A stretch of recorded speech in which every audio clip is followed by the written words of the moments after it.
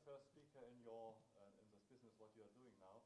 I'm a guest professor from Germany. My name is Gerd Wegmarsdorf. I do teaching here in Vilnius at the European University. And I would like to make an announcement about a competition. It's a science and technology competition that is organized in Germany. But we have a chance to do a national competition in this international competition being organized from Germany here in Vilnius. So we are planning to do that and organizing this event. And it's called Falling Walls Laboratory. Falling Walls because it's a reference to the Berlin Wall which came down some years ago in '89 in Berlin in November. And this competition is made to gather young people, entrepreneurs, scientists, people who are working in the technology sphere, social projects as well, to present their ideas. And it's like a science slam if you have heard of that. It's not poetry slam, but a science slam. So you can show your idea and present your idea to an audience, and the first international audience here in Lithuania, in Vilnius, within 3 minutes. So you have 3 minutes time. I show you the poster, and there are more posters on the table over there. So if you have an interest to participate, if you have a great idea and you would say, okay, it's a kind of breakthrough, it's an innovation, it's a new idea in technology, in business, whatever, science, electronics.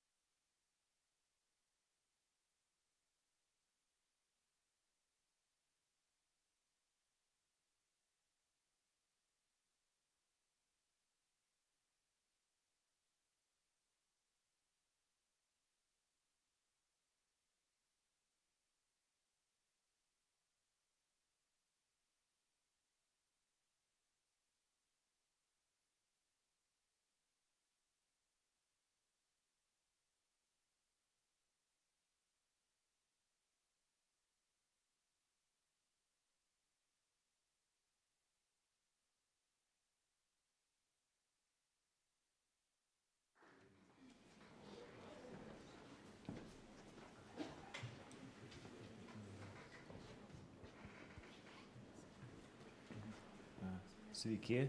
Hello. I have to speak with this mic even though you don't hear it, right? So probably not the first time you're seeing this weird, awkward situation, okay? So if I keep forgetting you guys, you'll show me, right, that I'm not speaking. Okay, so hello everyone. I am Arvydas Bložė and I'm investment manager at a venture capital fund called Practica Capital. Does anyone know what a venture capital is? Yes? A startup? What is a startup? Yes? Also? Okay. So it's not the first time speaking about overall like pitching essentials, and not the first time, and probably in Futurepreneurs won't be the last time that I myself or partners in the fund are in the jury. So we have quite a lot of observations from when we see someone pitching, right? And it comes from lack of homework, from lack of understanding what you're doing on stage. Overall, you know, I just have to deal with it and so on. So if you want to turn it into a kind of meaningful and successful pitch and win a competition, it's not only this kind of, you know, emotions or gimmicks or whatever you want to do on stage, but you actually have to have a solid business case or business model behind. So I assume you went through a number of lessons or workshops, and you know something that I won't go into detail. So today we can talk about pitch structure, deck structure, and what to do on stage. That's one topic. Another topic would be if we could talk a bit about overall like startup mentality and what is a startup overall, and how you as a founder should be prepared to what kind of journey in front of you. And then kind of third part would be to actually try to pitch here, because from my experience, no matter how hard and passionate I talk, the same mistakes are on stage. So the best way to do it actually is to practice and tear apart pitch decks of your colleagues and pitching of your colleagues, and then try to look by example, right? So these are 3 topics.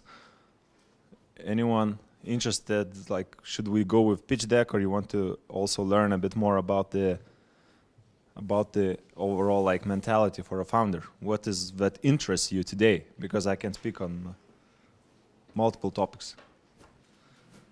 Huh? What I know, because like pitch deck, you know, you have the slides, right? You have a structure, and we will talk about what to put in there. But okay, maybe let's just, who wants to pitch? Let's start from this. Who would like to open the stage and try to pitch, and then we'll go through all the material and see how you could improve it. Is there anyone brave enough to do the deck, to do this pitch? I know, 30 seconds, just stand up here, shoot whatever you're doing, and in some kind of structured manner that you believe in. No? So we have a Lithuanian audience that's just here to sign your name, and that's it. Can someone try to pitch on stage? Yeah? Okay. But it has to be only 30. You can take up to 3 minutes. Okay, so with our team, what we are doing, we are focusing on the problem of lack of critical thinking pretty much in all the societies currently. There are some quite scary statistics that only 20 or 30% of students reach the level at which they can be considered as critical thinkers when they are being evaluated by international tests. So I myself, I have some experience in education. I've been in the research area in education evaluation as well, and some field work too. And what I saw is that there's no really one structured way of teaching this ways of thinking. So what we came up with is the idea to create our own system, which would give the parents direct access to clear and structured instructions for every day, what they have to speak about with their child, with some hints and tips of how to encourage the communication with the child. And the questions would be very simple and very accessible for the parent, but they would be incredibly complex from the point of view of scientific evidence-based structure. So the idea is a mobile app for the parent that is easily accessible, subscription-based, and as well as science-based. Well, I can add some more like business stuff if I should. Yeah, so I can see our slides. So basically, we have studied that our ideal customer would have to be just a parent that comes from average or above average income household. But we also have a social model component. So we would like to sell directly to the parents who can afford it and who understand the value, but we would also like to partner with kindergartens from underprivileged social environments to use the same methodology, but with the kindergarten workers, so that this would be the social element in our business. And so to sum up, our essential value that we are providing is that our tool is easily accessible and it's immediately usable, because the questions are the exact questions or situation descriptions that the parent already can read to the child, and they have some follow-up advice. The second specific advantage of our tool is that we are using new research we are using not only direct research from education psychology, but we are using theories from behavioral economics, we are using theories from philosophy as well, and from other fields of psychology, but which have not been used in the area of education. Because nowadays the psychology research that is really valuable, it goes into the artificial intelligence actually area, and it's not applied to the children. And the last advantage, also very important one, is that we will offer customization for the exact personality of the child, because now we know that even at a young age, people already have some personality features that determine how they perceive the information that they are in touch with. So we'll offer customization to the exact personality of the child. Therefore, it will be applied to the exact customer situation.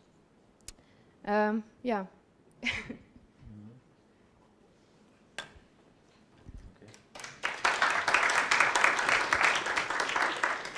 Good. We have a first pitch for today. Very good. Anyone else? Prepare yourself, because we're gonna discuss what we heard today, but maybe 2 more. That would be great. Because what the final is when, Julia? And when is? In 2 weeks. And you are afraid to pitch here. I will try. Yeah, very good. Thank you. So hello.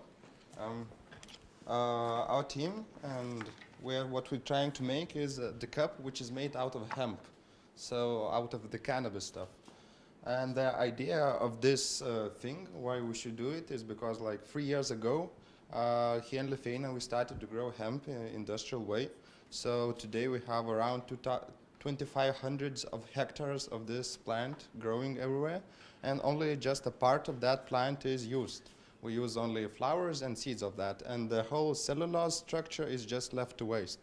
And so the idea is just to take the cellulose thing and transfer it to a paper and make the cups. And well, why we need cups, like paper cups? Because we have a bunch of them. So the idea is that yes, we have a bunch of them. Actually, we have so much of them, but we don't know what to do with them. We just throw them away, and the numbers are in billions. Just here in Lithuania, we use around 40 million of such cups, and in the world, the number is about 500 billion. So it's a huge numbers, and it all goes to waste. And the reason why it all goes to waste is because of the composition of those cups. It's 95% paper and 5% of plastic. And because of this plastic thing inside of them, it's non-recyclable. So we just have the piles of rubbish, and where we could not have those piles of rubbish. So what we want to do, so the basic idea just to make cups of the hemp. So I could elaborate more on some numbers or statistics. No, numbers are not right. relevant. Okay. And you save the trees. Sorry? You save lots of trees. Kill a badger. Anyone else willing to speak?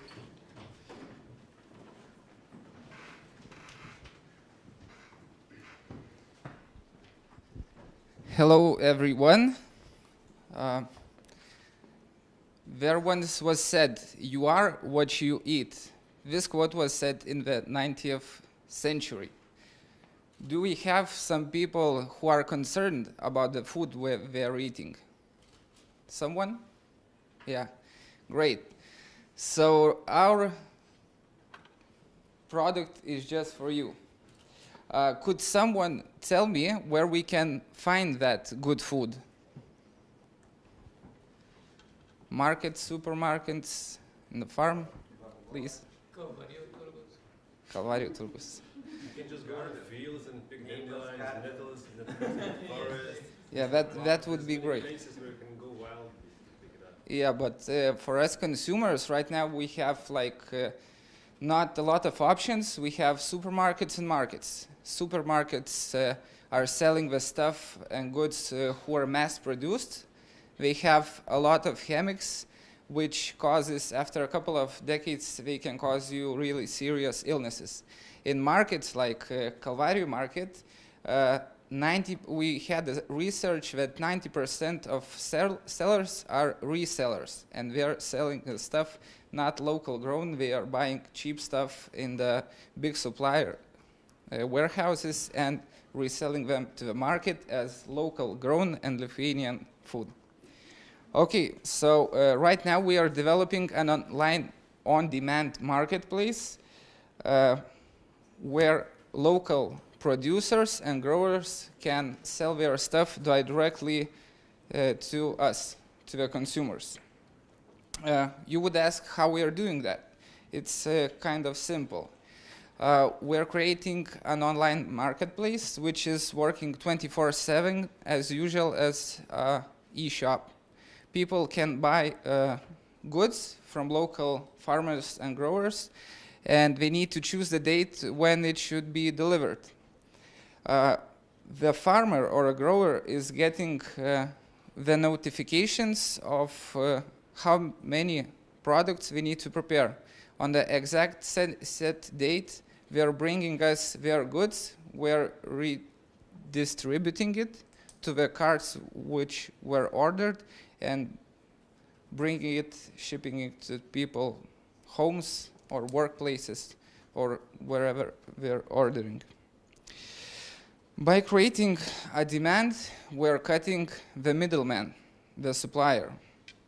And with the technology, we can achieve much cheaper prices for better products in a sustainable way. In our supply chain, by cutting the middleman, we're reducing food waste to 99%. Thank you.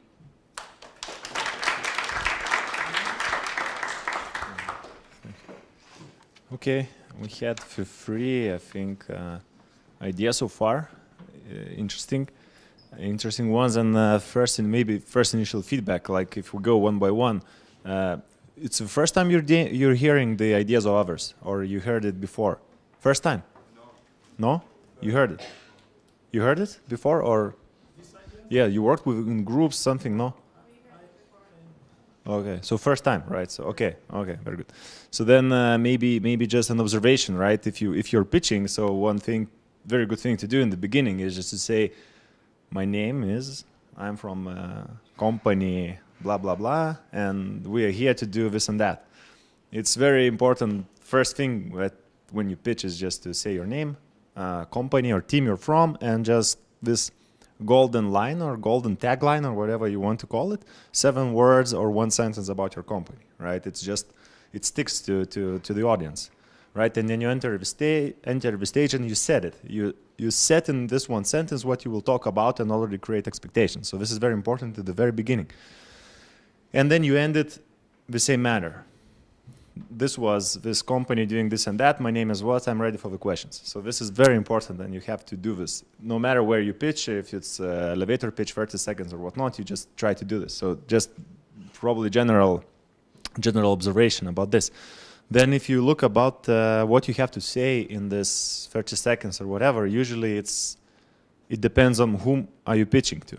If you're pitching your client, your investor, or your partner, or whatever you want. So you have to address it to the audience. So let's say right now you are pitching an investor, right? So then investor looks for 3 things in a pitch. One thing is being the problem or the opportunity, right? And to say that something is happening in the world doesn't mean that there is a problem. The problem probably arises somewhere else. So you have to frame it. You have to frame the problem and show the pain, right? You have to show how much it hurts. Or how much of an opportunity someone is missing, right? It's just one big block. Another big block is value added. So just to deliver the product that can save resources or something is not enough. There should be some value added.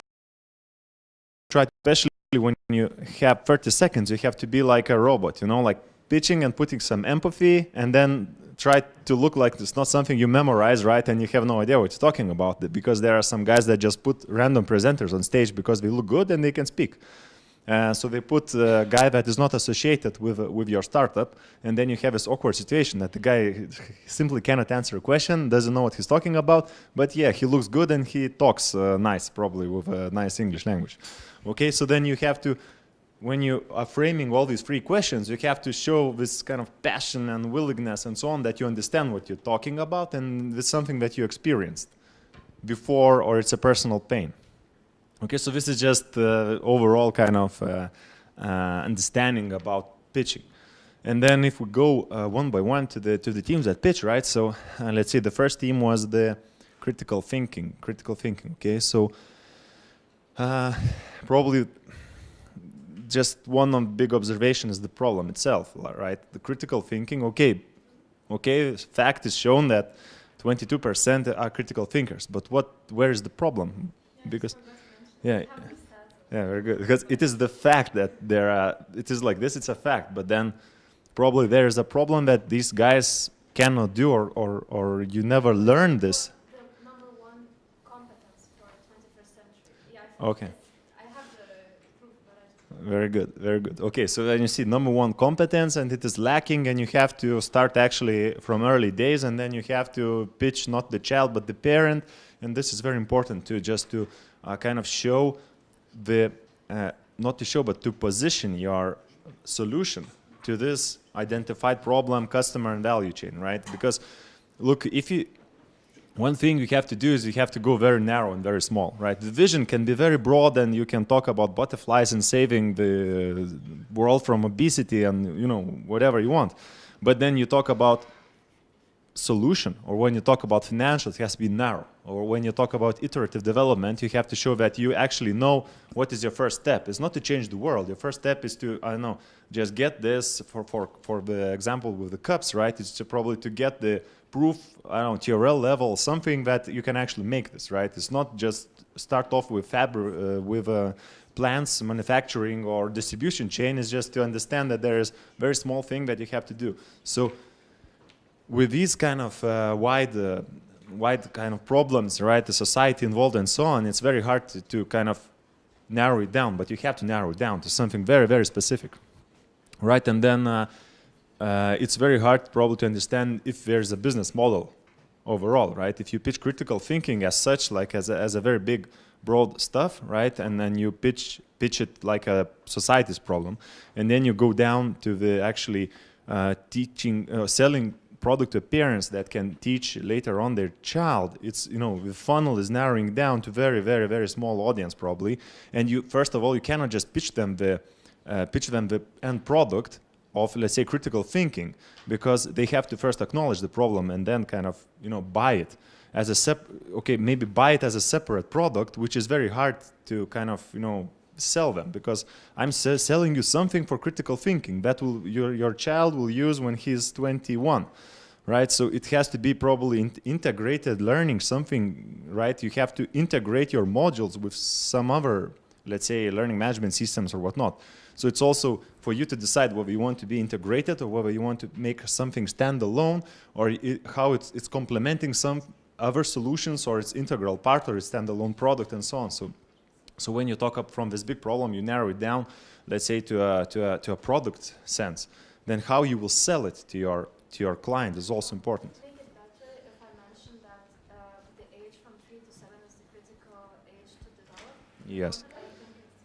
Yeah, it is, and then you kind of, so it is okay to start from a big kind of problem, but even to say critical thinking is I would start more like this is the number 1 competence needed, and then it's like future success, job, whatever that is needed is based on this kind of soft skill that is actually acquired when you're young.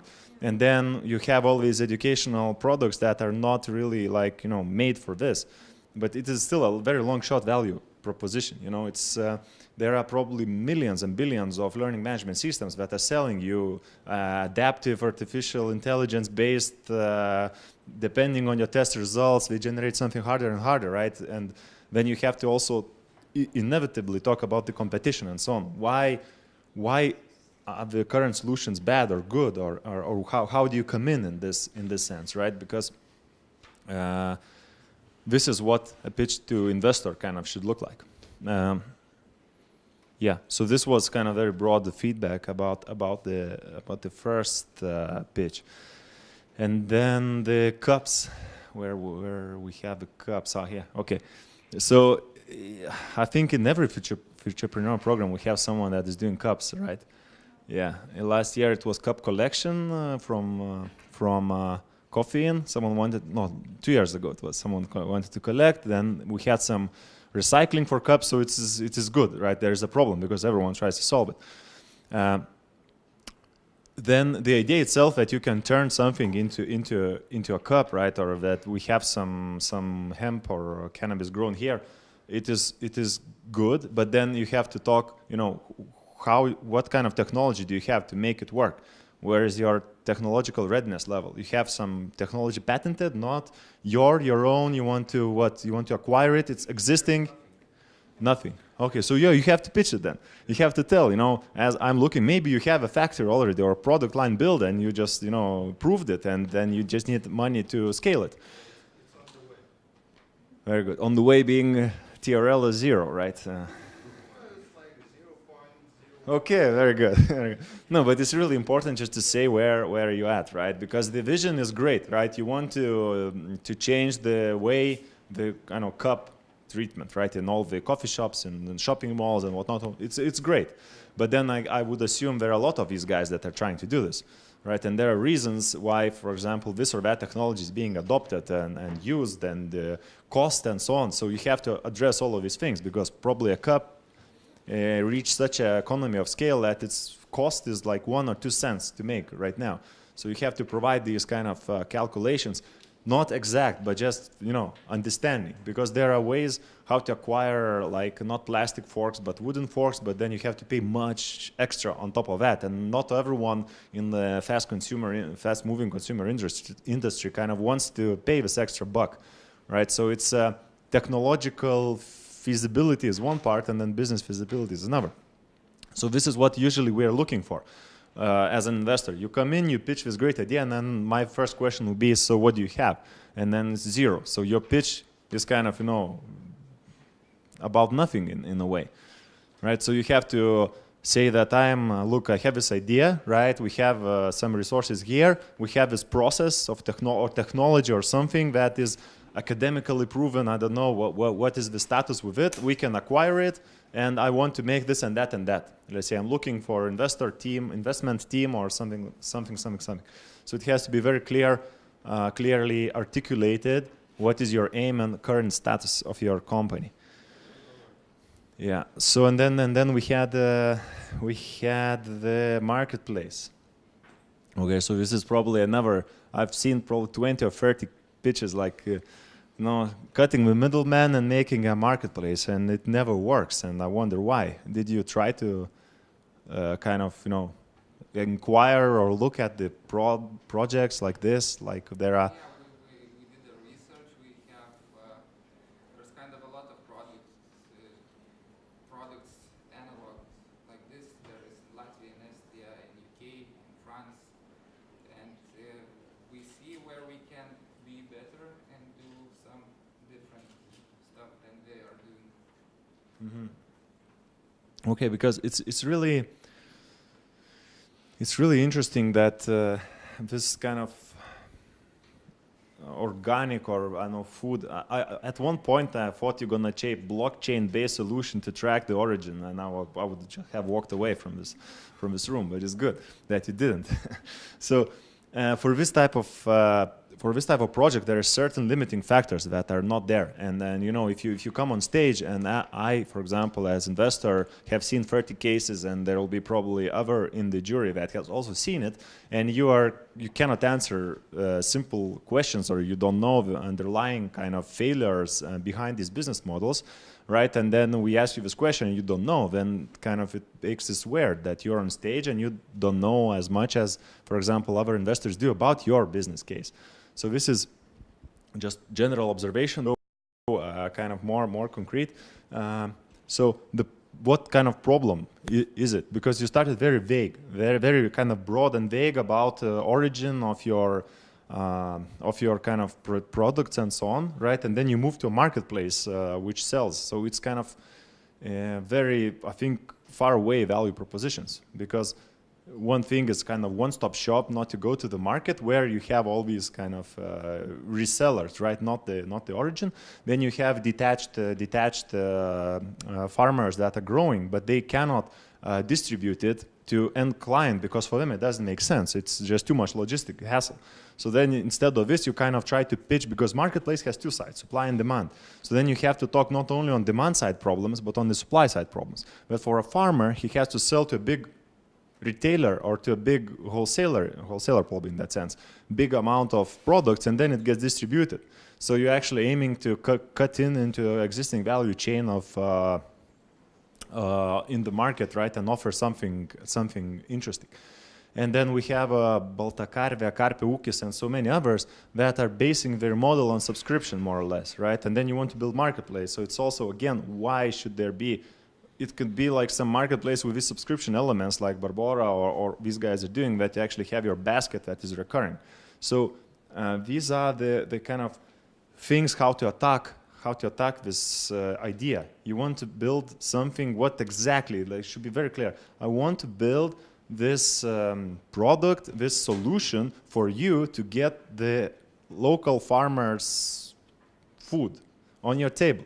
And this is the problem, or the value proposition, kind of, right? The problem could be like you have to go spend your X time circling around, you never know what you get, blah, blah, blah. And then kind of your solution is this, and how does it work? It connects this and that and that, and it did not work for many guys. So there is a fundamental reason why, and you could Google around and find so many of these failed ideas about this farmer marketplace. Even Nexture Ventures, I think, have this with Imli Tech, some crazy investment into this marketplace for some crazy amount invested, right? So what are they doing? You know, you should probably meet the founder, talk about their idea, maybe join forces and so on. So this is also, I mean, it is such a explored problem that you have to be very specific already. You know, just have to do your homework properly. Yeah, so guess this is kind of, you know, micro targeting a bit on the problems individually. Any one of you maybe spotted some facts that you like to share about the pitches, or no? No? Okay. Anyone else maybe wants to pitch and improve their pitch, or should we start with learning? No? Okay. Okay. So look, we had this nice intro that I think is the most important part of all today's session, because this is something at least you can relate to and see and feel for yourself. The rest will be some, you know, theoretical bullshit that you will forget once you walk out of this door, maybe take some notes. So, but I'll try to do my best. So the best would be if you ask questions. Okay, don't be a Lithuanian audience that kind of, you know, just sits there and you're not forced to do this, right? You're not getting credits or something for your studies.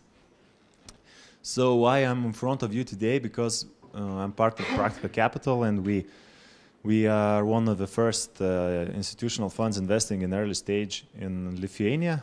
We have 2 funds under management with 24 million euro. We made 40 plus investments, CJ Trader, Trafi, TransferGo, Nanoavionics that we sold, the first VC exit in space industry in Europe, right? And many others. Yeah, with 10 exits. And we do seed, early stage, and expansion growth. So we have like KFC franchise in our portfolio and so on. And we are basically tech-driven. We seek tech-driven investors, so there should be some kind of tech angle or some defensibility in there. And yeah, focus Lithuania and Baltic states, entrepreneurial investor, and we have won some of the awards because it's just our portfolio companies are doing pretty well. So right now we have this with this part that I talk about a startup overall, like what is to be a startup. So is it interesting for you, or should we just skip it and go to the pitch deck?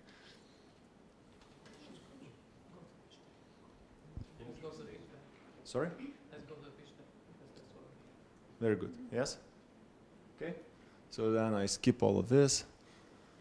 I like explain why, assume what to read. Okay, and this is probably, yes. So before the pitch deck, you have to understand what you're doing.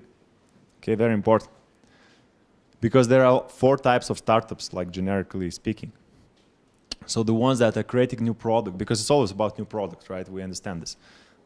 So first kind of targets are new product for existing market. And then if you create something for existing market, right, you make a better version of something. It has to be higher performance, 10 times cheaper, something like this, right? It has to have superior qualities. And the nice thing about this that users and market is known, and you don't have to invent it, right? You don't have to convince your investor that basically the market is there, because the market is there. And you say, I'm superior performance, and I'm gonna attack this market, and blah, blah, blah. It's pretty standard stuff, right? You say, I created better version of this. You can even say, I'm this for that. Very easy. Then we have new products in the new market, which is kind of very, fast reach for like a lot convincing to do, and highly ambitious projects that you say there is large enough customer base that couldn't do something before. Okay, so let's say Facebook is the one, and once they started, it was the social media or social networks, right? It was not there before in that kind of form. And then you try to convince that actually I'm not hallucinating and this is normal stuff, this is real, and I'm going to build a product out of this. So what is bad side? That are actually market and users are identified and unknown, and you cannot build your pitch or your kind of presentation around validating the market, because it is not known, right? So you should actually build your pitch about evangelists, first users, and their kind of feedback that this is great, I could do this and that. Okay, so new products in the new market is exactly about this. And it's not a lot of startups that are actually trying to create a new market for a new product. And then we have 2 that are resegmenting an existing market, and one of them is low cost. So let's say there are CRM solutions like Salesforce that are very expensive. But if you look that there are a lot of companies that cannot afford, because they're just too small, right? And they cannot afford this expensive solution. So then all these CRMs are, just a bunch of CRM startups that are born exactly of this. They make a lower cost, they ignore the functionality, so on. They make a very cheap solution and then just shoot it, right? And then there is enough of user base that are okay with this low-end product because they don't need all these functionalities and they want to acquire it. Okay, and then the big guys, they don't care because for them it's just annual contract values that are too small, they don't want to support it and so on, and they just neglect this market. And then it's kind of very easy to buy into that. Okay, if you can convince your investor that, look, actually we have this, I am resegmenting an existing market with low cost, and there is actually big enough audience that cannot afford this product because it's too complex, it's too pricey. It's just, all these integrations, like with Salesforce, you have to integrate deeply. With API, you have to have a programmer that integrates with your ERP systems and so on. So this is, a hassle for a small company. So then you shoot all this, you say there's big enough market and this is my product and I want, 10 million euro to launch this. Very easy pitch. And then the fourth one is actually resegmenting an existing market and by occupying a niche. And by a niche, I mean that you have to design a specific offering for a very targeted niche, or let's say for a niche of this overall market. And that niche typically is very wealthy customers that can pay a lot of money. Okay, they are not these low cost and so on that can work with good enough product, right? This is something that you design specifically for them and think that because of that, there is enough value added that they can switch from existing solution to yours, okay? So then it's kind of goes at the core of existing market's profitable business, and the current players or competitors will defend this market a lot. So then you have to convince your investors that actually I am able to defend it, okay, or I am that times better than this competitor because I offer that much value added to our clients. And there are numerous of examples how to build this. And then if you think, can you guess which one is the most popular among startups, or where is actually most of the business models lie from these four? Sorry? The Third one? Yes. Right. Anyone else? Okay, so the fourth one, 90% something is right here, right? And it's just, you know, it's not coincidental or something like that, because actually you always try to say that I see this inefficiency in this market, and this market has some characteristics, and you usually say, okay, this is not working because of that and that and that. I can do something better, and then you make something better for this client, and then you try to, you know, expand it a bit. But it's building a startup. The key word is niche. So you want to first of all create a monopoly in one small customer segment, and then move. Amazon started with ebooks, right? And then expand it to something other. So usually most of the startups are trying to do this. They usually don't know it, right? So they think that there's something else, but they don't know that they exactly are resegmenting an existing market and creating a product for a niche audience. Okay, so this is important, not because it's a statistical fact, but the way how you look at your startup. Okay, so you try to argue with yourself, thinking where actually my product lies, because if you're creating a new market for your new product, then it is very hard to do, okay? Very hard to do, and a lot of convincing to do. And if you're trying to go somewhere with resegmenting and so on, you have to acknowledge it and then tailor your pitch like this. Okay, this is the market, these are the competitors, this is the kind of my target users that do this, but they cannot do that and that and that, and for that reason they're losing this amount of money, this amount of something, and I can make them capture it. And this is my product. Building a startup, we can skip it. Some fundraising insights before actually going to the deck structures, so kind of give you a little bit of perspective, right? So this is taken from a survey from one Series A company that tried to raise Series A, and how many meetings they needed to actually close it, right? So to close the Series A, they had 58 investors contacted for 40 investor meeting.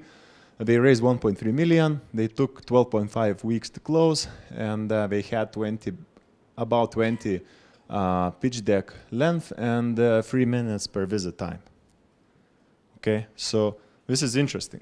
Why is this interesting? Because first of all, you know, you need just one investor or maybe two. So this part is actually, it can be 1,000 to get one, because you need only one yes.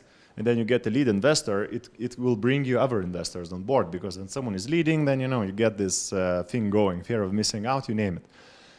But it's quite a lot, right? In Lithuania, think about, we have maybe 10 maximum of investors in Lithuania that are investing in early stage. Okay, so you have to go beyond that, and you have to kind of contact everyone and then not alienate them. So you have to deliver. If you're fundraising, you have to be prepared. You have to answer in 2 hours any kind of question. It has to be like a marathon for the team, right? Quite a lot of meetings. This is usually, to get a meeting is pretty hard. I'm surprised this is very high number. Usually you get a fast no. If you want to increase this conversion, that means you have to pre-qualify your investors. That for a SaaS investors, you don't send a marketplace pitch deck, okay? So that means that you did your homework and you're sending information to a relevant investor. Capital raised, this is still irrelevant, and 12 weeks to close. It's maybe in US. In Lithuania, it can take 6 months to close a round. So what does it mean? You have to start way in advance, okay? In the initial round, when you're fundraising for your initial kind of capital, just to kickstart the operations, it's really relevant because you can start when you get the money. But also, you shouldn't start when you get the money. You should be doing your work right now without the money. Okay, but then if you think about when you have investments, you have people working for you, and then you need an additional capital, you have to start like 6 months in advance to close a round, right? Your seed company, you want Series A, you have to start not when the money is over, but way before it. And yeah, pitch deck length, 20 pages for a normal startup. You have, I think, 8 right now, right? So it means there has to be some more material, and it has to answer a lot of questions. Despite of the fact that it's 20 pages, you have 4 minutes only. So here you probably will have to meet for 20 minutes, half an hour. We usually try to meet for half an hour in startup, right? But we don't really evaluate your quality of pitch deck. We just like to see the people. Okay, so what does it mean? That if you think that you will talk for half an hour, it will not happen. So in this 33 minutes, there a lot of things can fit into. So what do you have to have? You have to have 30-second like concentrated elevator pitch, and then you have to have like very clear answers to or 5 bullet points per slide that you want to really say and stress. 5 key points here, there, and keep some minute or two for a question and answer or chit chat. Okay, so let's go into deck structure. And deck, like I said before, 3 main things that you have to have answered in your slides and in your presentation is problem, opportunity, value proposition, and team. Okay, it doesn't really matter where you place it or how you place it, but you should be able to kind of speak in a way that everyone understands that this is the problem that you identified. This is the value proposition that your product creates. This is what you offer to your clients. And this is my team. Why the team is important? Because it's usually founder product market fit what is really interesting. So let's say for your team, let's say you will sell big software projects to enterprises, right? And it's like €1 million annual contract value projects that your team is kind of, or your startup is want to build. And then we look at your team and we see 3 students and no experience in actual enterprise sales or domain expertise. And then it raises an eyebrow. You know, why do you think you will be able to sell? And usually you get like a lot of, yes, we are passionate, we are very good, we are young, and very good, come back in 5 years, and then we can speak, you know, when you try to sell it, and then you failed, and then you know that you need to hire a sales guy. So this is very important, not only standalone, but as a combination. Because usually, yeah, founder product market fit is what investors are looking at. If you have some product that is inbound based, right? Website that you want your users to come in, register, then move to CRM, nurture the lead, and sell them online without zero touch. It's a zero touch business model, the sales model. Then none of your team is actually interacting with the client. Then you have to have some very good designers, very good product guys in your team, right? That can design this product so nice that it actually requires no interaction with your team, or you don't have to have any sales guys, right? So this is what we look for in a typical kind of deck. It's okay if you don't have it, right? You can always acquire it, but then just try to illustrate it when you're on stage or when you're just pitching to an investor. Try to be honest about it and tell where you are, or try to find some kind of talent for this position. Okay, so I have now your deck structure. So the structure that Futurepreneurs uses. It's very different from what we typically advise the companies to have. So maybe I won't be that harsh on the information you have to put in, right? You have 3 minutes for a pitch? 5 minutes? Wow, it's a lot. Okay, so we usually say it's 3 minutes. It should be more than enough to pitch your product. You have 5, so okay. So typically, this is just a startup competition, right? So you don't have to go too much detailed financial projections and so on. Imagine these guys, the jury that are sitting in front of you probably will have to look in 20, 30 startups. They just, seeing all these number slides and they don't remember anything. Okay, so just put 30 point font that is very clearly visible from far away, very limited information on the slide itself, like no 6th font, no big charts, no like very complex stuff. Very simple, something like bullet point, bullet point, bullet point, picture. That's it, right? So that they can at least, nail down the most important information, because we will not be able to read it. Okay, so they will just observe it on the screen, and it should be very simple and straightforward. Then also, you should be able, like I said in the beginning, just tell your name, purpose of your company, your company name or whatever is required for the jury to judge. Because in 5 cases, like 20% probably in percentage wise, they forget to tell their name. And then you have a sheet, and then okay, if it's going in order, right? But when this team couldn't come, so when we move there and like, whoa, what am I judging? So you just tell your name, your company name or something like that, so that is very clearly for the jury to know that it is you and I'm judging you. Okay, so then know your criteria that you will be judged upon. Okay, so sometimes it's just there's one criteria like how clear was the pitch, right? It's just this very soft criteria that you want to get maximum score, right? So you don't fail on just simply delivery of the presentation. So I assume it will be distributed beforehand and you know exactly what you're talking about, so you just read it and understand whether you answered all of these questions. It's also important to get a higher score simply just by knowing the judging criteria in advance. Also know a bit of your panelists, not panelists, but the jury members. VC guys, if it's one VC guy out of 10, you can probably skip all these all these all these things that I spoke about, right? And just pitch nice vision to the uneducated corporates, okay? Because sometimes when we, like from login or from our from our conference experience, I noticed that the way I judge a startup and the way partners judge a startup is like completely different, right? For me, it was the last place. For them, it was the first place. Okay, it happens. So also, like, just look at, who is on the panel. And if it's some sponsors and so on, you just go big, talk nice, just show and kind of leave some, don't be afraid to leave some, an answered, uncovered part about business model and so on in your presentation. Okay, so this was a short intro. Now, title page. Again, this is my company, this is what we do, contacts, your name, and so on. So contacts probably in this case is not relevant. This is when you send your deck. Just very clearly company and this one sentence, 7 words or one sentence, what you do. Because it sets the stage very nicely. And probably you cannot see it, but your best friend for interior design. And very nice. Interior, you know that he'll be speaking about something related to interior design and so on, because when you go straight into the pitch, you leave actually to your audience imagination to understand where you base your product. Okay, so you don't want to do this. Now the second slide was the product itself. Okay, so and here we have a very different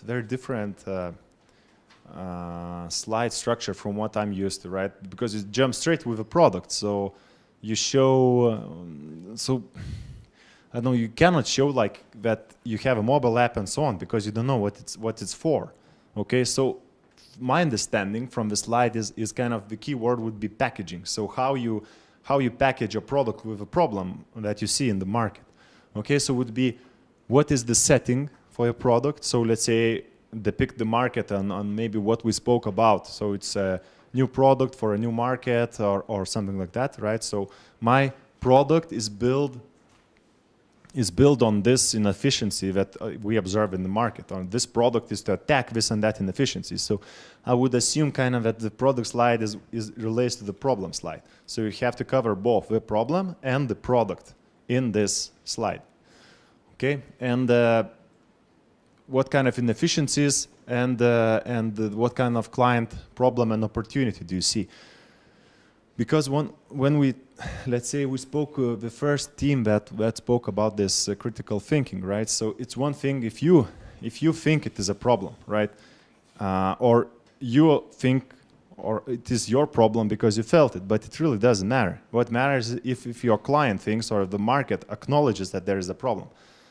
So the best way to go about the problem slide is actually to use some kind of statistics, empirical evidence, your own research, blah, blah, blah, that shows that there is a problem in the market. And the problem in the market should be a fundamental point to actually address in the slide. That I believe there is a problem, it means nothing. Because usually there are millions of euros wasted because founder built a product that no one needs later on. Okay, it's on false assumption and so on. This is why for startups it's usually iterative development and kind of validation first. Okay, so you first have to, because you can validate the problem without a product. Just send the empty pitch slide, the questionnaire, and so on, and ask your client to pay for it. And you'll very soon get the answer that no one is paying. No one wants to actually buy it. One of the examples for you would be, let's say, loyalty cards. There is like millions of businesses that build around the fact that you have a lot of loyalty cards in your wallet, different ones, right? And then everyone tries to build an aggregator for this. And then you come into the guy and say, oh, but there is an aggregator, why don't you buy it? And usually it's like, yeah, maybe next time, maybe I'll download it from home. So it's, just ranting that it is a problem, but then you're forced to act on it, you never do.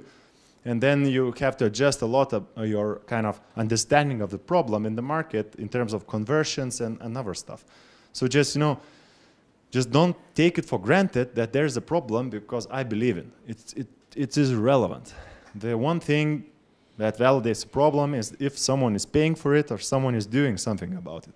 One way to look at it is just to say, if you're making a questionnaire or a research for let's say, business product, and you're asking a company about the problem, and you just ask them, what did you do about it in the last 6 months? And if it did nothing about it, then there's no really big problem for them. Okay, so this is kind of the way how to address this problem or this slide. So for my kind of advice for you would be to, first of all, depict the problem here, right? We notice this inefficiency and kind of these clients have this problem. They're missing this opportunity or they are wasting resources or something is happening. Okay, and this is why you build this product for this kind of segment. Okay, so and then you talk. This is the slide where you can talk a bit bigger about your product, or you can talk about the vision, what you want to achieve, because ultimately you can pitch your vision, but you sell your product. So pitching is okay to sell the big stuff. But when you go to market plan, you go to customer, to business model, to market entry, you want to be as specific and as narrow as possible. So here you can say, yes, we believe there's this inefficiency and we do this and that kind of, we are here to build the big stuff and this is the big market we see. But when you go down, you say, this is actually, what we start is very small and then we develop. So this is where you can go a bit broader and a bit deeper. So yeah, looking at this slide, I would say I should understand the client problem and opportunity, not yours, right? So personal story would be something that you stumbled upon, but then you realize it's not only for you, but for a lot of people. This is just client problem, not yours. And then kind of show what kind of product you build for this, okay? So we decided to build this software tool that solves this problem by this and that. Okay, so this is how I understand this slide. So in a way, package it, and then show to the guys. Because imagine you start your deck with just, my name is company is this, and this is the demo of our product, right? So it's not about features. It should not be about features. It should not be about that it's social gaming app, gamification, blah blah blah. It should attack the core. Like this is the problem. This is how we solve this problem by the product, and this is the form the product takes. Meaning, it's an app. It is a service, it is a hardware tool, it is IoT, I don't know, you name it. But this is just to illustrate this, right? I was not very clear, but do you understand? It's okay? What does it mean to not go into the feature pitch? It should be feature, maybe I misspelled it. Oh, Feature, yeah, feature. Because sometimes, it's like 15 minutes pitch goes by, and it's still about the features of the product, but no one cares. In the pitch, you should not say that it has this gamification feature, then you press and then you invite your friend and then it can do this. But no, you don't understand. Actually, it has another feature that is Bitcoin in there, that if you press it, it generates, it mines, blah, blah, blah. So this is not how you should do this.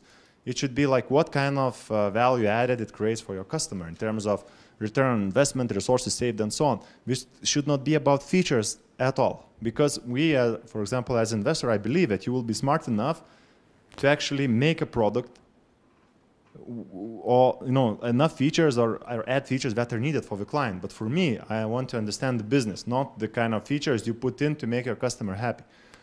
So then I say don't get into the feature pitch. It's literally don't start showing how it is social friendly and how you can integrate with Facebook and other tools. Right? This is like irrelevant for your pitch. It burns time and it's not necessary at this stage.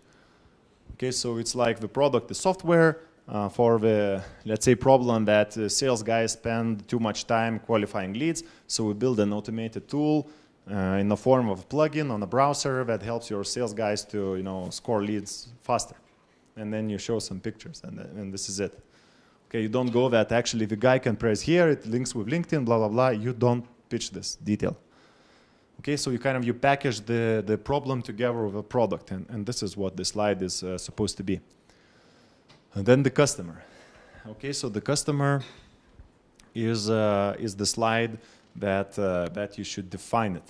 You should define a bit your customer, and here you should not go too broad, because you cannot be many things to many people. That is very, very important. So you say that my customer, let's say, is in this vertical, this size of a company, and having sales team, not having sales team, doing multinational operations. So illustrate a bit your typical client. And some startups often tell that anyone can be my client, and this is a very bad answer, because then how do you start?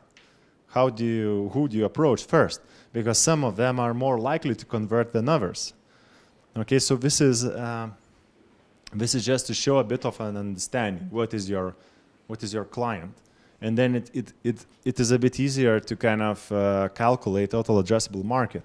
Why? Because let's say you say my clients are companies in the IT sector above 200 employees that I assume have this problem.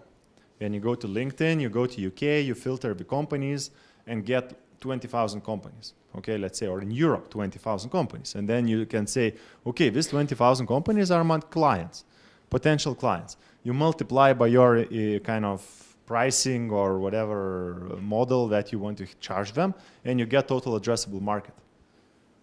Okay, so then you can calculate this way very clearly the total addressable market and have some kind of number that is not derived from 2% or 3% from global market is this number, and it's pretty big, so I think it is correct. And well, for us, it's, and if you don't take this 3% of the global market, and usually you don't, so it gives us no comfort and no feedback.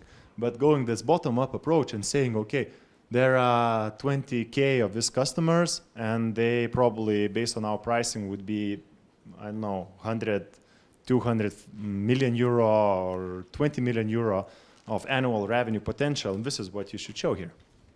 Okay, and this is probably easy for me to speak, because for B2C, it's actually very hard to comprise this kind of calculation. But then you can still cut off demographically somehow isolate this target audience based on gender, age, preferences, income, blah, blah, blah, depict it and say my assumption there are this much of these clients, and based on my pricing, I would assume this is the kind of total addressable market that I'm looking at. And this total addressable market should be pretty big. So you have, if you are addressing, even by this exercise you're showing too small market, something is wrong. Okay, so just try to define the customer a bit. Do they have the pain now? And I mean, do they recognize it? Are they doing something about it? And for B2B, it would be this question, have you done anything with this problem in 6 months, in a year? And you realize that, no, we haven't because of this and that and that and that. Okay, so there should be something behind. And how do we solve it today? It's also a very good question, and maybe you should not write it, but you could speak in front of a juror in your pitch deck. But look, there is this problem, right? I identified it, I built some tool for it, and my customer is this and that, and how we solve it today? They hire 3 analysts that are, crunching the data, something like that, or they are not solving it, ignoring it, or they are just, hiring some very expensive consultancy firm or something like that. So you have to show that how it is addressed today. Do they recognize it, or you have to convince them that they have a problem, and then how they solve it today? And then size of the pain, it's also kind of trying to illustrate how much resources they waste because they doing this the wrong way, or what kind of information they're lacking, analytics, insights, so on. So the more in depth or the more kind of calculated you can be, is kind of the better it is for investor to judge you.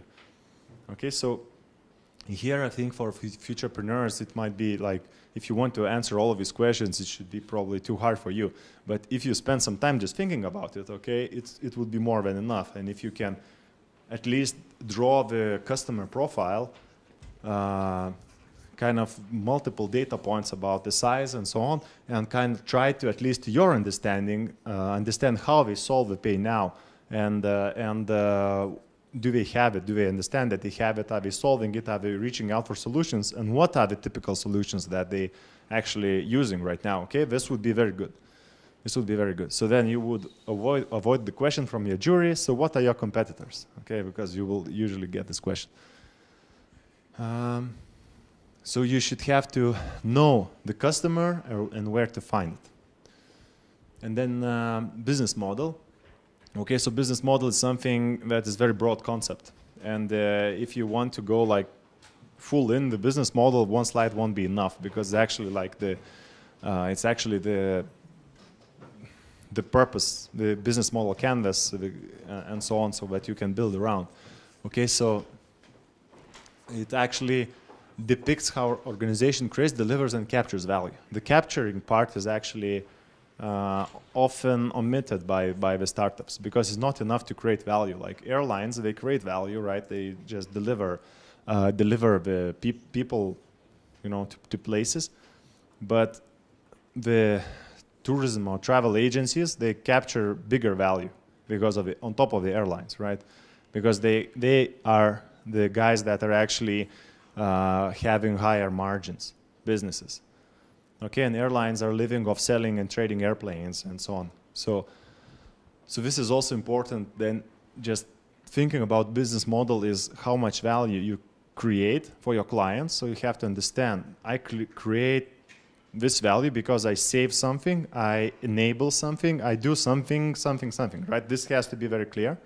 And then how I deliver it to the client, and then how I capture it. So what is my pricing? Am I too cheap? Am I too expensive? What not? Usually the pricing is very random. I just say 10 euro per month. Why 10 euro? Because I think it will enough to cover my guys, right? My team. But do you think the client could pay 50?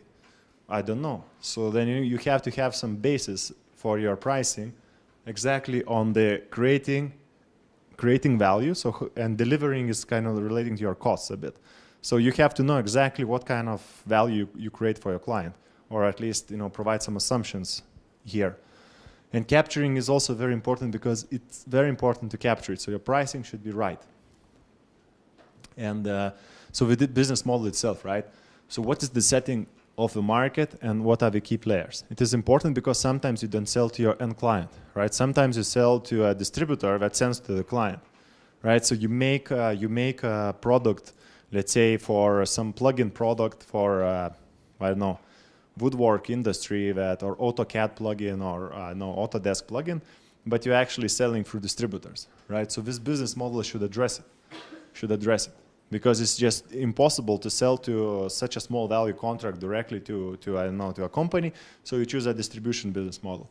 So then you have to understand the setting. If you are selling to retailers, so there are retailers, there are kind of suppliers to retailers, there are various agencies and so on. So map to yourself, map out the market, the key players in the market, understand how they work together, and where do you come in. You want to sell directly to the end client, or you want to sell to an agent, to a distributor, to someone else. So just answer it to yourself, and then show it in your business model. And then business model is just about who has your money in their pocket and how you're going to get it from them. Okay, so this is just the core of this slide. It's just to show that these guys are my clients. I want to sell directly to them, and I want to take this amount of money from them on an annual basis. right? And there are usually proven business models as licensing, advertising, sponsorship, and so on. So this is very, very standard ones, and you should not invent it, because sometimes you get mix of 3 or 4 different business models because this and that, and then they can, it's very hard to grasp, and especially for the audience that have to hear your pitch in 5 minutes. So use just a simple subscription, okay, like licensing, advertising. For technology companies, usually licensing that you do. You don't want to sell, like we have had this team that I think won Climate Launchpad last year that have a technology and they want to build a factory and sell end product to end customers, but then they could just build a technology and license it to factories that are already operational, and then let them build the product and they just take the royalty. It's pretty simple stuff. So then you think about your business model, there are multiple players already in this market, so you have to know whom to sell or whom are you ready to sell right now, rather than invest into infrastructure and so on. And then sometimes you get confused business model with business plan. So startups model and companies plan. So you're not expected to provide 3-year revenue run rate with cost structure and so on, right? So business model is just a very clear explanation of how you want to create, deliver, and capture value, and just a snapshot. And then business plan is like 30, 40 pages document that usually a bank wants when they want to issue a loan, right? But no, bank never issued a loan to a startup, so you don't need it. Customer value proposition. Okay, so this is, again, cheap is not a value proposition, right? It's not enough right now just to be cheap. So you have to explain how you alleviate the pain or the meaning that you make to your client, that by having this, he can have this and this analytics, this and this resource saved, blah, blah, blah. It is very important to understand that you understand how your client company is working, operating, and measuring it. It shows your domain expertise. Then focus on value added, meaning value added. What can your client do that he could not do before? How is it going forward with the changes in the industry, blah, blah, blah. Good example is this GDPR stuff that is right now, data privacy, right, laws that are happening in Europe. And it will create a lot of tweaks in the businesses because you cannot do cold emails so easily, blah, blah, blah, blah. So let's say value added going forward would be that we are GDPR compliant, blah, blah, blah. This is also, where your client is heading, what kind of problems they're facing, and then you can show that going forward you will be relevant to them. What you enable them to do, and then the important part is how can it be measured, because value proposition is more like you have to quantify it, especially in B2B industry. If you want to sell it to someone, right, it has to have, let's say my services are 20,000 euro per year contract. I charge annually from day one with 20% discount, but your ROI on the business generated resources saved, so on, is this amount. So you show that actually that your client will generate profit on top of your expenses. So he's just not paying because of paying, right? You have to illustrate where is the value for your customer, why he should pay this much, and then if you know the value, you can understand how to price a product. And not focused on product or service or feature pitch. So yes, it's again you should not go in circles about what your client can do this and connect his friends and kind of be integrated with multiple tools that he's not using. It should be very, very simple value proposition for your customer. So cost structure, it is again very hard slide cost and revenue stream, because I assume you are just very early stage ideas, right? You just have an idea in your head. So the kind of one example would be just establish a milestone that you want to go to. First client, or let's say first 10 clients, or break even or something like that, and then just build a model, cost and revenue model or cost model to this point, okay? So then you just say, my milestone usually is just, let's say in the beginning, it's usually proof of demand. So I actually want to reach out to my clients and kind of receive an answer that yes, my product creates value for them. That is usually one big step for the startup. Second step would be that it is economically viable for me. So I can find the distribution channel to reach out to the client and be profitable, right? So first part is just getting this assumption. And what does it mean? Getting assumption that your product creates value to your client means I don't care about customer acquisition cost. I don't care that these channels are, probably not profitable, blah, blah, blah. I just don't care. My mission is to get to the client, show them the demo, onboard them, and get the feedback, yes, it is working, it creates value for me. So then you think about cost structure and you just build it for that reason. Don't overhire, like sales team when you don't need it, but just kind of show that for that purpose I need, a founder, an office, marketing budget, blah, blah, blah. It's should be very simple and it should be pretty low number. Unless you want to raise a seed round and blah, blah, blah. But seed rounds usually are raised when you have traction. So I would assume none of you have traction, so you should not go overboard with 20 million euro or €500,000 in capital sought. So your cost structure should be very, very lean. If you kind of want to think about it, is most important inherent costs, key resources, what key resources are most expensive and what key partners are most expensive. So let's say resources will be probably, your co-founder, your developer, blah, blah, blah. Just think about who you have to pay. And key partners, sometimes it's maybe, Google for advertising, so on, so on. So just list it out, map it out, and just, put it in the next. And I think you went for the budgeting or the financial forecasting session, so you should be able to do this. Just it's very weird somehow, and it's usually the case in these pitch decks that it's $1 billion businesses, every second pitch is $1 billion because after 3 years there's $1 billion in profit. And it never happens, so just don't show it at all because it just makes everyone laugh. And then it's like cost structure, they seem to miss the very important parts like advertising budget or just put salary budget and no budget for, like AdWords, marketing, sales or whatever. So don't miss it out and don't show insane profits because something is wrong with your assumptions.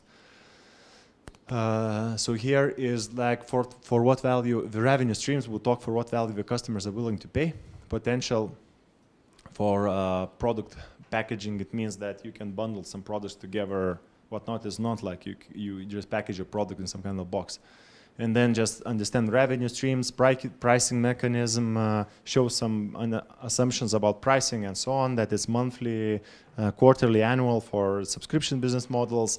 What is the percentage of revenue that you take in licensing fee and so on. Just map out underlying assumptions. And usually in the very beginning, you just don't anticipate any revenue, right? And you just can write no revenue in the beginning, and this is still okay. And then revenue streams are usually asset sale, usage fees, subscription, lending, renting, brokerage fees, advertising, and so on. So you just choose one of the streams that are related to your business model, and then put some numbers and forecast it. And just don't put $1 billion in 1 year or 2 years, or even $200 million. Impact, I have no advice on this slide. It's just try to quantify it, direct, indirect, and don't go too big, because sometimes we say, I invented a blender and I will cure obesity in the world because, everyone will blend the shakes, but it's too far reaching, okay? So there should be some correlation. Or I do, let's say, this, and then I have negative emission or zero emission. And maybe, we don't know, but just sometimes it is too big and far reaching, okay? So something very simple related to what you're trying to build, and better be like honest and precise with a bit of marketing on top than just to shoot somewhere in the outer sphere. And the team, it's not, usually you just put pictures and write names. That's the typical slide, and I don't care. It's like Jonas, Petras, Marius. I don't know who these guys are, right? It's the first time I'm seeing you on stage and this team and so on. So it's better to write some kind of skill set, right? I have a technical co-founder, business co-founder, blah, blah, blah. This is the, I know, the guys were doing this and that that are relevant for my business case. And here you go. And if you have board of directors, any advisors or investors on board, you should also list them out. Because sometimes it happens that there are, you know, like you have some advisors, right? Usually when they come as a seed round to us, they usually have advisory board or they have angel investors and so on. It's important that you list them out. And yeah, show how your backgrounds are relevant to the case. So not Jonas Petras, but like, you know, we have a team of these, you know, fine young men that did this and that, and they are profound in this technology that we want to build and related to the business model that we want to do. And this would be more relevant than just listing out the names. Mostly maybe skills. Yes, skills. Yes, skills. And then, you know, you have like, sometimes they write 100 years of combined experience. And then it's like, yes, we have 80 years of combined experience of 80 baby lawyers. So it probably doesn't mean that they will solve your legal questions. Okay. So I think the final part would be to look at the journey. Look at the journey you want to build and kind of understand how you can explain these three models, three questions, these main blocks that investors are looking at, how it fits into this flow map of your pitch divided into the topics. So in product slide, problem, and try to touch on the product you've built, right? So kind of package your product and the problem into one slide and show it. That we identified there's this and that problem, and we address it by building this and that tool, technology, product, blah, blah, blah, to address it, right? We don't talk about customer value proposition and whatnot, just say what you build and what you saw and what you build, okay? Customer, try to profile your customer, show multiple data points and kind of understand why he has the pain, how many of those are there, blah, blah, blah. Try to estimate a market, total addressable market in monetary terms or users or something like that. And the best way to do it is to go bottom up. So let's say you find 20,000 exact matches on LinkedIn and then you multiply it. So this is a very good way. If you cannot do this, then you are left with this approximation. The global industry is 20 billion, so I want to take 1%. This is, I don't like this, but you know, sometimes you just have no numbers, so you use this. So just depict that this is my client, there are a lot of them, and this is the market size that I estimate. And this should be 3 topics, three things you have to stress on the slide. So business model, again, how you create, deliver, and capture value. So I sell directly through affiliates, I sell how? Like try to explain this, try to explain how you price it. I sell license to distributor that later sells to the client, and the client pays distributor and he pays me. Okay, this should be very clear in that picture. And then a bit of the pricing. So let's say this is the, I don't know, how much I'm gonna charge for my product per year, per month, per user, per anything, right? And this is the business model. Subscription based on users, this is my pricing plans, I'm gonna do direct sales. Very good, very clear. Customer value proposition, it's again, not a feature page, no nothing. What you enable your clients to do, because cheap is no longer a value proposition. Because you're cheap today, someone else is cheap tomorrow, and then you no competitive advantage. So here you have to explain that you create a lasting value for your client, and what is this value? Meaning he can get analytics insight, and sometimes, let's say when you talk about your business model, nothing is for free, okay? So if you say we give us for free, it cannot be for free. Okay, so you can give them free access to certain part of your product to get data from them. Because you get data, you get insight, you can sell it later on. So if you say something for free just because for free, it's very wrong. So you just say, we have, I know, this trial version or this initial product package for free, and then we collect data, and we sell these trends with patterns to the ones that are paying us. Okay, so never say to your investor that you give something for free. So customer value proposition, yes, something long-lasting value, what he can save, what he can create new, blah, blah, blah, blah, how it integrates with his business model going forward, right? If it is, many companies are now becoming green and so on and so on, so some products you can say that are just entering the product market fit. And then we have cost structure, again, define a milestone that you want to achieve and how many and what resources do you need. List them out, multiply, and arrive at a number that you believe in. Okay, add 20% on top. And say that this is the kind of cost structure for me to receive a product proof of concept, let's say, or proof of value. Proof of value is that means that the clients say that yes, your product delivers value to me as promised and as intended. Then the next step would be proof of demand that yes, I can actually approach my clients in a way that is economically feasible for me to make a profit. So milestone, resources, multiplication, so on. Revenue streams based on your business model and some initial forecasts about clients and so on. Just build up a simple model and make sure you don't create a unicorn in the third year, okay? Because it's never been built. And just an example is that usually SaaS companies, software as a service, they are profitable after 7 years, even the best performing ones. So if you show some profit in the first or second year, it's either you have a mistake in your assumption about conversion rates, pricing, blah, blah, blah, or it's just you create a product that no one needs or doesn't exist and you just, you're not growing aggressively enough or something like this.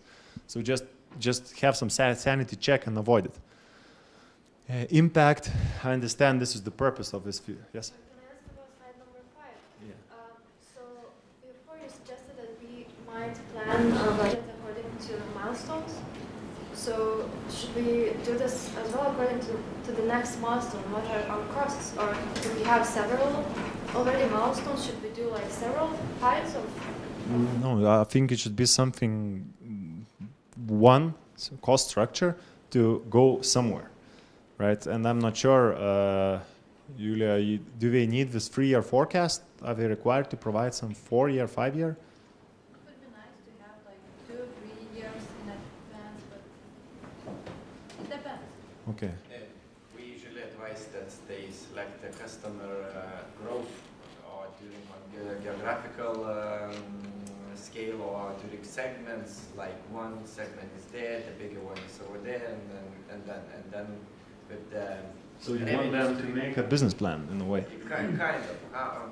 Are they willing? I mean, how they are willing to grow in the customer market? I mean, how they are going to step up further. Okay, so then. Customer acquisition. So then. Back to the yeah. So this doesn't make any sense. What you do there. Yeah. So this what you do doesn't make any sense. Okay, like you can do whatever you want because it will be not true tomorrow, right? So just look at this from this very simple way. Just if you are required to make 3-year forecast, so just assume something and just build some 3-year forecast to go somewhere, right?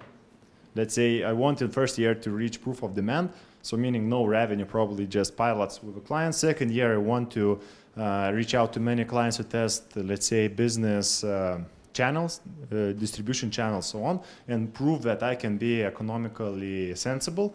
And third year I scale, right? I raise money and I scale. So having this logic, you can actually build something that makes some sense, very small sense, but don't spend too much time here. Better not to make mistakes than to look stupid showing $1 billion in the third year. Okay, so I would assume just break it down in yes, proof of value, that does my product create value, then can I grow, and then third one, I grow. Okay, and I grow meaning usually they grow 30% per month. This is very high growth rate, right? Not 200% per month. So 30 to 50% per month is something that you can still justify. If you show, like tens of thousands of times per month, then it is very, very bad. And then you get $1 billion. And if you do grow by this number, of course, everyone will be happy, but not in the model. So this is really like something that I personally don't believe in, that you should make 3-year forecasts when you have just an idea. right? So better for me is to show that actually based on this pricing and your unit economy, it makes sense on this very small unit economy level. And if it makes sense, you can scale. So then you do this actually in business model slide and in the revenue streams where you show the price and then you show the cost structure. So then you can make something out of it. Okay. And then so we finish with an impact. So again, I think this Futurepreneur the whole program is built about impact, right? And this circular economy and so on. So just think about it. I have no idea what it is. So just shoot something. Question? I want to ask you about the rate of return or rate of investment. Like you mentioned about 7 years or 3 years of investment, but we are talking about some technologies, some businesses which are new, and we have lots of competitors. And if we don't touch the market at the right moment, and we cannot earn money at the right moment, we lose the market. So how investors should judge about the future of my business, for example, 7 years from now, and how much shall I expect that this investor invest in my product or idea, because now it's idea, not a product. And I should see the future, or I should see that 2 days after, 3 years after, maybe I should be bankrupted or something like that, and I should show this in my risks very highly. Yeah, but thank you. It's, I think, a good question just for illustration. And I had this angle covered in the initial part. So meaning that, look, R&D, no investor will invest in R&D, right? If you come in and say, I want to research now this method, it's not for VC, okay? So there are a lot of you can bootstrap, raise private capital, you can get a grant, you can go to university and so on to prove that technology is working. When TRL is 6, 7 and above, right, you have something working proof of concept and so on, then you actually go to incubator or business angels and so on that understand your domain, right? So they are the guys that you can speak to on a normal level. And this guy is from this industry, he's a successful business guy, and he understands what you're saying, and he gives you initial capital to receive as proof of demand or proof of concept with the first clients to launch a pilot. And then you have this traction, you go to venture capital funds. Because venture capital funds invest in something that is actually scalable. Because we want to make, let's say, typically 10 times return on investment. Right, that we invest in 7 years, let's say. Right, so we invest 200,000 euro for 10% of equity, and valuation, 20% of equity and valuation is around 1 million post money. So you want to kind of negotiate with your investor to go low, right? You don't want to give a lot of equity and you want to go lower. So by that means, when it comes after these 10 years and you sell your company, so it is valued at certain level, but the investor owns only 10%, right? So you imagine how much you must increase your value for investor to make 10 times on 10% from your company. So the more you negotiate in the beginning, that is not really the case for negotiation, because you want money as fast as possible at the normal terms with a good investor that can help you and go to the market, rather than you lock yourself in a very bad valuation and have to make double or triple your kind of company return compared to what investor initially was offering, because you say, no, not 20, 10%. So it means your company must be valued much, much, much higher to let him earn 10 times, right? This is the fundamental logic. Yeah, but sometimes we are talking about competition, for example, in the market. First question investor asks, how about competitions? How do you want to deal with them? This is the first question. So how can I deal with a competitor if you want to put 200,000 for 10%? And I have to do advertisement and so on. And for example, it means that maybe after 3 months I should stop working. Yeah, but look, the competition is something that is an interesting topic, and it's not on your deck for a reason, because it's idea, right? Idea. But when you come to an investor and you want to ask for investment, you have to talk about competition. Why? Because it's not maybe for today, but maybe it is for how the market will develop and evolve. And why competition is important? Because let's say you want to do something that the wave has already passed, and you want to enter this market that is already saturated. And then, of course, the investor says there is no way you can grow to this size to make the return I seek. And then it says this is a good business, right? This is normal good business, but not for a VC. Go raise a capital from other investor that doesn't require 10 times or 30% per year return rate, right? It is just different investors that you want to attack. And when you talk about competition, it is the most important part overall. Like, okay, problem is the most important part, but competition is like how big your market is, how many guys are looking at it, and from what angles, and how do you position in that market. And let's say this talk desk, air call, whatever, voice over internet solutions, it's still quite a lot of them, right? But there are so many untapped market and so many clients, like remittance, let's say, TransferWise, they are probably like what? All remittance players are 5% of global payments globally, because still Western Union is huge, right? But do you want to enter into this market right now? I would be like surprised if you come in with an idea to go after this market, then the companies are 5 or 10, not 5, how much? Yeah, 5 years right now operating already with 100 million euro raised. So this is a normal question from an investor. And then, one point, another point, if you say there is no competition, that means that you don't know how to use Google, or it's non-existing product for non-existing market. Because the world is existing without this solution today. And any means how they are solving this problem is your competition. It might be not exactly this startup with this problem written down in their mission statement that is your competitor. It might be a small feature of very big enterprise solution, or might be just an analyst that is crunching numbers, right, somewhere that you want to automate. So when you think about competition, it's kind of these multiple angles you have to address. But fundamentally, most important is, can you grow fast, and can you do this land grab strategy straight away? Because if you can acquire users fast, you need to raise more money to grow fast and so on. I have just 2 questions. Yes. One is how should I evaluate my idea at this stage we are? One, because I'm going into the cooperation with an investor. And how should I assess my own assets and my own idea or even product for the investor? And the second one is, when you're talking about idea, and you were present in wrap up the year 2017, I was there and we talked. Most of the problem now here is that there are lots of money, but there is lack of idea. And when we are pitching our idea, it means that we are sharing our idea with everybody. And it doesn't mean that I'm losing my idea if I don't have money to run it, or I should keep it safe and do it by myself, and then when it was a product, like simple product, you know what I say.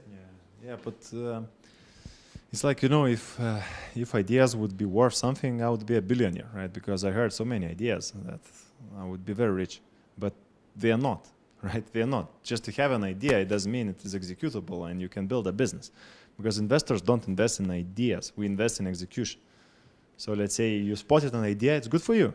Nice, you have some idea. Right? Can you now provide some assumptions, do some tests, understand how to, create value, first of all. If you know how to create value, then how you can, deliver, find a new client, can you scale it? You can scale it, fine.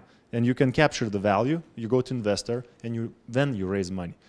Because to raise money in an idea is maybe some incubators, accelerators do, but then you should be a 5 times founder with successful exits. Then you would get money just because you have a track record and you know what you're doing, right? But just for out of school student, let's say, with an idea to get money, it's virtually impossible. Unless you have a super domain expertise and you just tapped into something big, or you want to establish social network, or I don't know, because there are cases when students made the big businesses. But again, not in this conservative country as Lithuania or Europe even. Maybe in US they had a big idea about inefficiency in messaging markets and whatnot, and how the landscape is changing. But right here, idea is not enough, first of all. So VC invest in a bit later stages when you have initial traction, right? So if you are science-based, do your research, reach a normal TRL level, show that it is working. If you are a startup or tech-driven business, you have to show that your initial assumptions about the value to your client is there, right? And for that reason, we sold with table there 50 first tables without a product. We did not have a table, but we sold it just by demo and some rendering images. And when we showed, yeah, it is needed, now we raise money and produce it. And it happened, right? So the idea itself, it is not something that that investors invest in. It is important to talk about ideas with people, because then you find like-minded people, right? You find complementary skill sets and so on. Of course, look, even let's say the consulting business we're running on B2B sales, we are sharing the process we're using, because it's not the key asset it's not a competitive edge. The competitive edge is in your mind, how to run it nicely, right? You don't disclose all the formula, secret ingredients and so on, but you can talk about this inefficiency in this market that you see, that it needs to be solved, but how you solve it, you keep it to yourself. It is personal, not a team. No, to the team, of course. Because you want your developer to code the tech, right? Everybody can code, but it's not idea. Right? No. We have idea, and you said about the value of money. Value of money is rate of interest in bank. You say idea has not value. Maybe not that much value as the money has, but the cost of money is totally defined, and we can see that how much the loan interest would be. So it is the value of money. But when it comes into the account, my idea and my business is important. How can I assess it in comparing that money? Yeah, This look, is my question. yeah, but this is why we have iterative cycles of funding, right? You reach certain threshold, you prove something, you raise a bigger round. That's why you don't get the whole amount in the beginning unless you do an ICO, right? When you get 20 million for an idea, but this is also over. So, and just probably how to better illustrate it. Let's say business angels, they say, okay, you have a brilliant idea, but ideas are just repeat again. No one invests in ideas, right? So just to understand, you have to provide some kind of business model, some kind of sense what you want to do with this idea, right? And this is where you have to spend time, research, and do. And only then, because if you say I have an idea, shut up, I take my money. No, it never happens, right? It never happens. So first point, right? Second point is how you want to evaluate your company. Let's say you spend 1 year. Very good. What is your salary? 3,000 netto per what? Per month? Times 12. This is the value of a company. My salary. Yes. You mean you are investing on a person? If I would be a person, I would be exactly like this. You spend 1 year, I evaluate your company 30,000 euro. I invest 10,000 euro in your company, or 20, and I want 50%. No, if it's too much, 20, 30%. This is very simple. So you cannot expect in the beginning to have crazy valuation, right? And say that I'm worth $1 million because I have this idea that, it's my understanding that there's a big market for it, but there is no whatever work done, no proof of demand, no nothing. This is impossible even to speak about valuation. This is the only way that you can find the business angels or incubator that has this expertise that can understand where you're going and then invest a bit of money in you.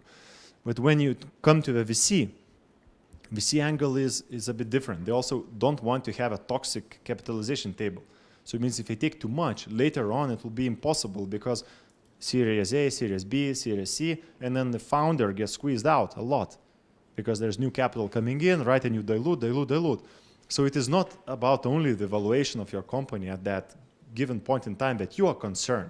Actually, everyone is concerned to have a healthy capitalization table and to input enough money that is needed to reach your next milestone and get other investors on board that, for, let's say, in Lithuania, if you can get the kind of initial investment to go to Europe or global market to reach a proof of demand there.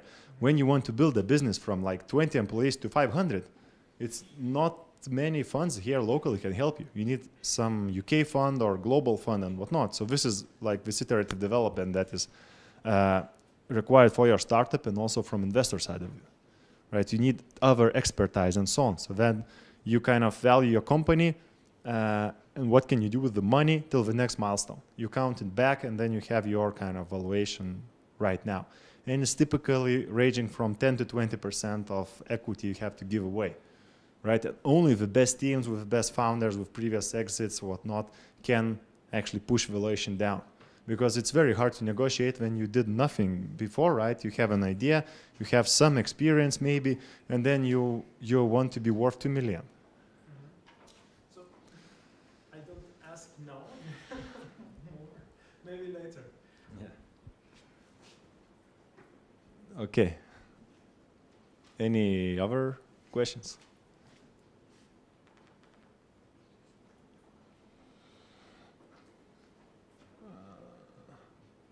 Yeah, just read these books.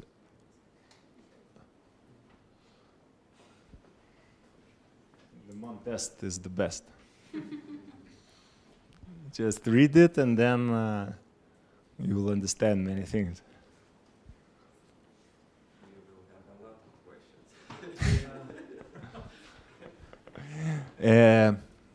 So I don't know how and maybe you have some question that still like unrelated, pitching related, anything. I wanted to ask before, you said that right now we can find the cases who failed earlier. What is the best, where we can find the information? So it's just this Startup Lithuania, I think, right? These guys have a database of startups. So you can just skim through that database to understand where there are similar attempts. And of course, to go to all these existing solutions like Baltakarve and Merkiukis and whatever, and kind of just, trying to order something, understand how they work, how they pool their resources, read Bazana Start, read other articles just by keywords, farmers, marketplace, subscription, something, and just... No, but to the guys that failed, you can definitely find, I believe there's 1 or 2 companies in that database. You just go to them, meet for a coffee, and just chat what went wrong. And if I don't remember where there are any investments of VC funds in that kind of distribution model, but I'm not certain. Yeah, it might be that there are not, so yeah. But it's not the first time I'm hearing this, maybe like 5th or 6th time in such competitions that there is someone that wants to build this business. And even meet with, Imlitex or whatever wholesalers that are having Maxima guys, how they're dealing with these farmers, and just to get an understanding. Because it's very hard to have distribution or warehousing and then packaging. It's pretty tough.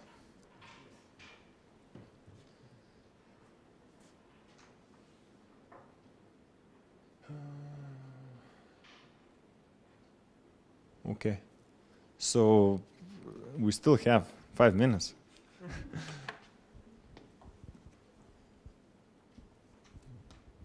No? Okay. I asked the question. Yeah, go ahead. Conclusion. If you investors are intending to invest in person with that much skill, experience, and emotions, plus project, or because you said idea by itself is nothing. In my opinion, by this information you mentioned now, I feel that you are investing on person. The person who has experience was... Yes, product, market, founder fit. This is what we have a team that can build a product, and okay, we have a team that knows the market and inefficiencies and can build a product that is required. So this is how we go around it.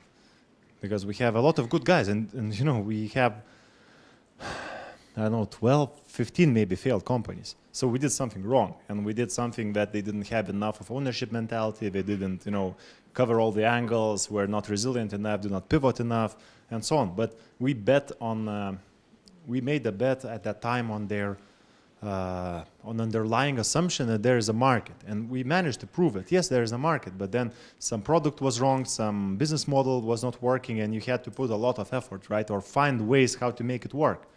But then No, in some cases we did, in some cases we didn't. And then, you know, you can blame the team, you can blame the market being coming too early or coming from different side of angle, wrong value proposition, did not think that we can sell the data, blah, blah, blah. So it is many, many ways how you can look at it. How much, for example, you lost in a project, in that case? Well, it's yet to be determined, the biggest amount. The biggest. 200,000 euros so far, but we'll see. We have bigger investments that still are running, so I don't know if we will be successful or we'll have €1 million loss or so on. Yeah, but we had 5 or 6 companies and 200,000 euro. But we don't say loss, and even the founders themselves, like failing is not like, it's not a failure to kind of, or something end of the world if you fail. It's just okay if you fail fast and you fail cheap. And since we talked about the duration, how long is lasting from the first time you went into that companies and projects? Well, it's for some cases it's like 2 or 3 years, right, until we make an exit. In some cases it's already 6, and it will be another 2 or 3 until we make an exit. So the earlier stage you are, the longer you have to wait, basically, unless you invest in Spotify and there is, you know, crazy demand, and then you can exit somewhere in the secondary round in Series A or Series B, but it's very rarely the case. So you have to stick with the guys for, I don't know, 5 years, let's say. And the average holding period is actually 5 or 7 years in Europe. I'm not mistaken, if I'm not mistaken. So when you look for your early investor, you know, he will be tagging along for a long time. So you have to find a partner in an investor that not only brings the money on the table, but know-how, competences, you know, is actually, when things go south, he's not like, give back my money, you know, but rather kind of. Can I ask how much was your share on that project? With that money, 200,000. Yeah, it's from 10 to 30%. 30%. Yes. It depends, because like in some ways you co-found the company, right? It's very different. When there is a good team, right, and you bet on them, and you think that there is a market opportunity, there's different valuation attached to that.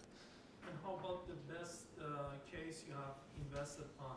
How long you lasted from that? I mean, from this. Yeah, it's still 5 years in counting, and now Series B was done. Mm-hmm. Yeah. Did you have earn any profit from that? Not yet. Yeah, but in Lithuania was 5 years, the whole industry. So you can say that this is the the whole industry numbers, because we were the only ones investing in early stage, right? So in a way, whatever our statistics is Lithuanian market statistics. Yeah, on that sense. Yeah. Anything else? Some random questions? No. Okay. We can. Are there any smart money opportunities in Lithuania? That's a good question, and smart. I don't know. There are probably, I would say, like from network side, from knowing what to do and to kind of guide the founders. It's very rarely the case, right? That we have ex-entrepreneurs in the team of venture capital funds, right? It's very rarely. There are some cases that have them, and probably they can say that we are smart money. But it does not discount the fact that some VCs have like co-investments and other big funds investing with them, and they are still on board of these successful startups, and they are learning very, very fast what it takes to bring a company to US or to UK, flip, let's say establish a holding company, hire chairman and so on. So I mean, this is kind of a journey you want to go through your startup, and has the investor been in this journey with other startups, it's also, you can say that it is in a way smart money. Yep. So yeah, we say at least find an investor that has some very bad investments and, you know, manage not to sue the company and kind of part nicely. This is also important. So that's it. Weather is good, so let's go outside.